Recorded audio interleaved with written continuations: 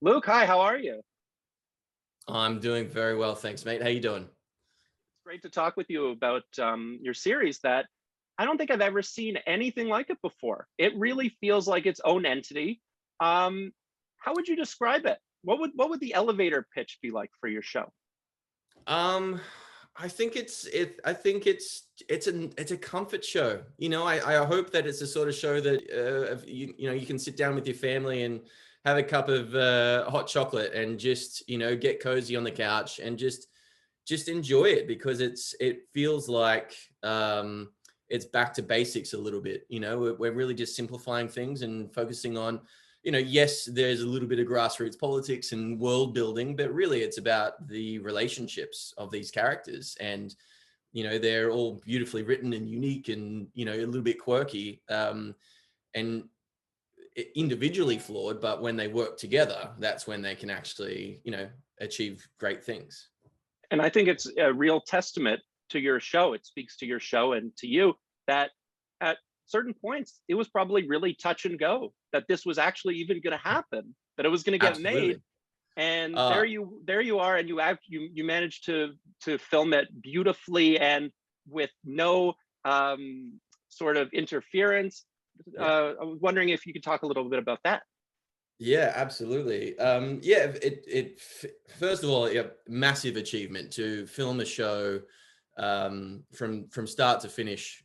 Ordinarily, it's a big deal that a lot of people wouldn't have much of an idea of what goes into it. But to complete a show from start to finish during COVID, our producers described it as making two shows at once because there's the COVID production, which is really intense and really in depth, and then there's the show, and they're probably about the same amount of money. Like the extra expense that goes into making sure that we're all safe and comfortable during that time was pretty mind-boggling. Like I was incredibly grateful to be able to work during that time, and for a second there it looked like I might have just been out of work for an indefinite amount of time even after booking a pilot.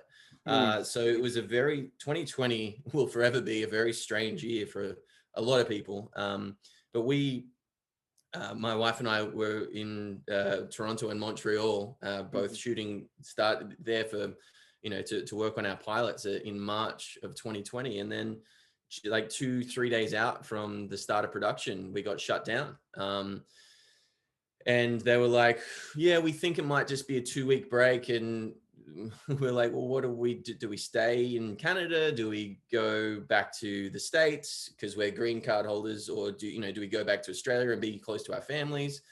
And so ultimately went, well, we think it's probably going to be more than 2 weeks. So we went back to Australia, and thank God we did, because we were stuck in Australia for 6 months, because Australia closed its borders, and everything went crazy. But and during that time, we're like, we may not get to actually complete these projects like pilots. That's all it was at that stage. Uh, and then to get a call out of the blue to say, hey, well, you're getting a series pickup without having shot a frame, was like, it felt like lightning had struck, in the best possible way, obviously. Um, and so then it was like, wow, this is really exciting. We've got something to look forward to, but there was no date attached to it because they were still figuring out the COVID protocols. They were still figuring out, when it was going to be safe to shoot in Montreal and Toronto. And so, yeah, then there was, it was just this slow transition of different unknown periods. And then eventually it was like, okay, we're going, it's go time.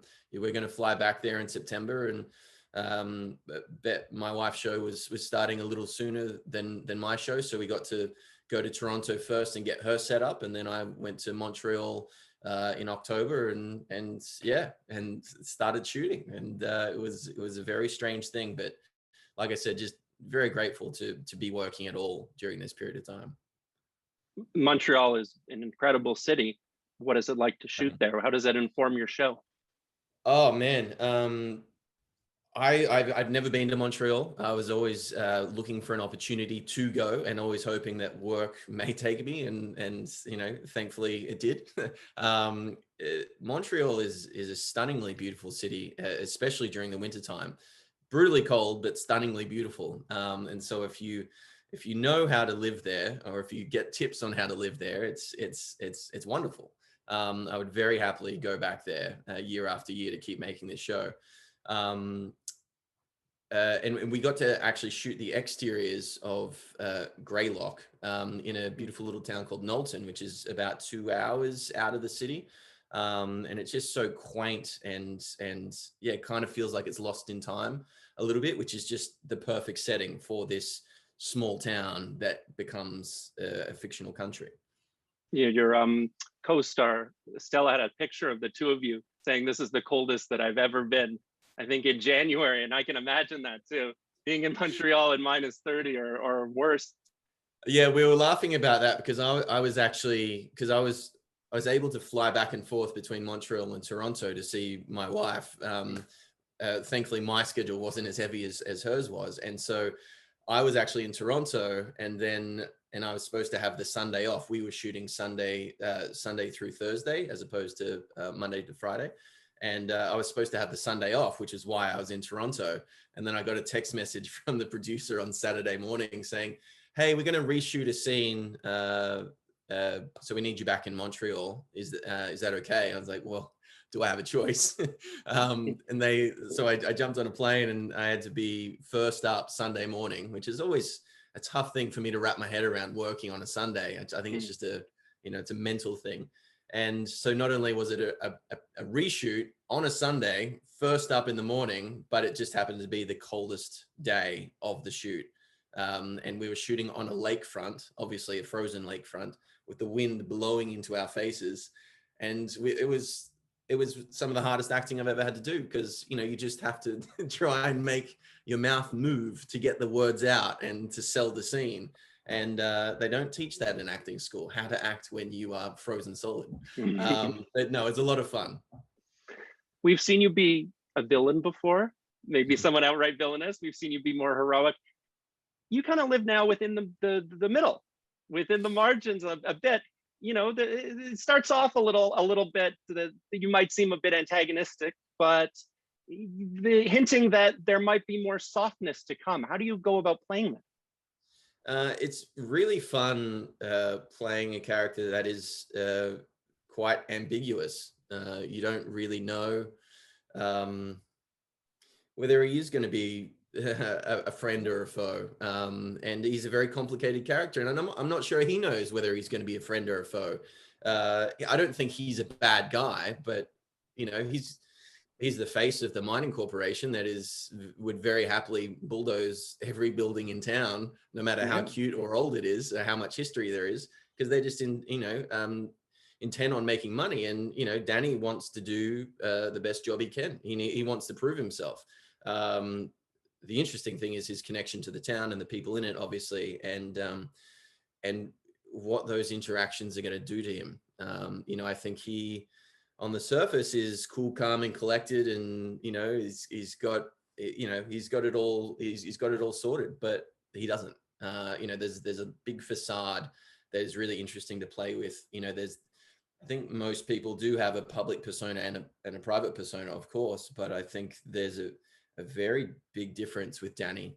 I think when he's in Greylock and staying in his motel room, that is very much a safe zone, and he needs a safe zone because there are things in the town that can and will trigger him. And there's quite a dark past there that we explore throughout the season. He's got he doesn't have a relationship with his sister. He hasn't seen her for years, and he would wish that his mother does not exist, and so her presence in the town is going to be fraught with many things.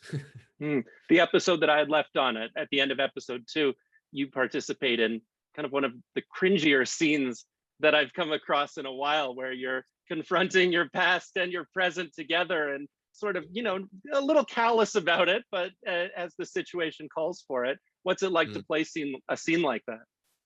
It was so much fun. But it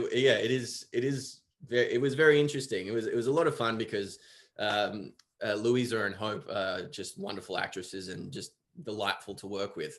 And at that point in time, actually, no, that was Louisa's first day on set, and we had Wow. back-to-back scenes together, and it was a lot for her. But I made sure I wanted to meet her prior to her first day, just because of the content of our scenes that you wouldn't have seen in episode 2, but I think you'll get a bit more of a glimpse of in episode 3. We had some fairly confronting stuff to do for her first day at work, so I made sure that we had a Zoom session prior to her arrival. But yeah, it was a lot of fun. It was a real contrast of characters' personalities, and it's such a hilarious and sad situation to find yourself in. Answering the door half naked to the quote unquote love of your life, when your current love of your life is right next to you, also semi-naked. It was a really fun day on set. So I got to see you in Without Remorse, and that movie, it hits hard. I mean, that's a straight up action movie, and I coming across this, one of the scenes in which you're in, you look like you got hit pretty hard too. It doesn't. There's no sort of side hits or anything like that. You could see it like it. I could feel the pain of that particular scene. You probably know the one I'm thinking of as well too. Absolutely. That's probably one of the most exciting / scariest days I've ever experienced on set, because I did the stunt. They really wanted me to be the guy, because of the way that Stefano wanted to shoot that scene. He's like, it's not going to work if we have to use a double for this moment, so it would be really great if you could do it. And so they showed me what it was. They showed me the setup, and I was like, okay, you're going to need to explain how this is going to be, how we're going to do this safely. And they're like, yeah, no worries. And so I agreed to go to a rehearsal to watch the stunt guys do it. And I understood the logistics of the setup, and I was like, okay, this is safe. I'll give this a shot, but it still involves it's wire work, and it still involves a van coming straight at you, and you can't move off the spot, and so you have to trust in the wire to pull you at the exact moment. And so your natural instincts, seeing a van come towards you, are saying, get the hell out of the way. But your job is to stand still and trust that the stunt will work. But yeah, it was a huge day on set, and a lot of fun. And also one of those projects, just like your series, in which you look down the list of actors and you think, obviously with you, but Guy Pearce and Jamie Bell and Coleman Domingo, Michael B. Jordan. It goes on and on. I'm probably leaving a few out as well. Jodie Turner-Smith. What's it like to be in projects like this, in which you keep coming across really interesting people, and who have been some of your favorites to work with? Who have been some of your favorite scene partners? Oh man, it was a little bit of a pinch me moment, to be honest. To get the call to say, hey, you got the job. You're going to fly to Berlin on Tuesday. I was in Australia at the time. You're going to do 2 weeks of weapons training with Michael B and Jamie and Jodie, and then you're going to shoot for 4 weeks. And I was like, okay, cool. So it was a really full-on experience. It was certainly the biggest budget project I've been involved with, and the level of planning was just immense. And it was really cool to kind of get to play on that sort of stage and feel like I belonged. I think when you think of big Hollywood blockbusters and you haven't done something like that before, it could be a little daunting. And I certainly had my moments where I was like, wow, I'm doing this thing. But once I was there and I was working with the guys, I was like, yeah, I'm a professional. They're a professional. We're just doing our jobs and doing it really well. I think the level of professionalism was very high. Michael B. Jordan is just an absolute legend, led from the front. He was not only, the lead of the movie, but our boss, he was producing the thing as well. So his workload was pretty intense. But he was not only very serious about the work, but he was also very approachable. Even for someone like me who was, for this project, quite far down the call list, the call sheet. But yeah, it was a really great experience. And yeah, it was a trip out to do something like that so far away from home in a city like Berlin. I'm curious as well as a viewer, what kind of shows have you dialed into as just watching them and experienced and gone, I really, really enjoy this?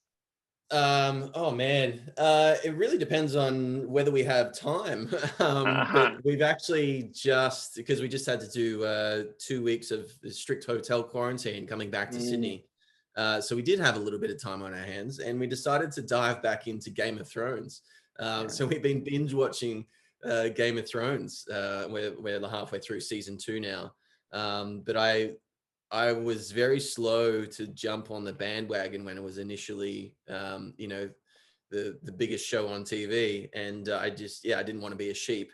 And then I don't know, I suppose it was probably once season 5 or 6 was airing, I was like, oh, maybe I'll check it out. And we watched 1 or 2 episodes, and then I was hooked. I think I really enjoy adventure, um, yeah, adventure stories, or stories that involve going to another world, like Mhm.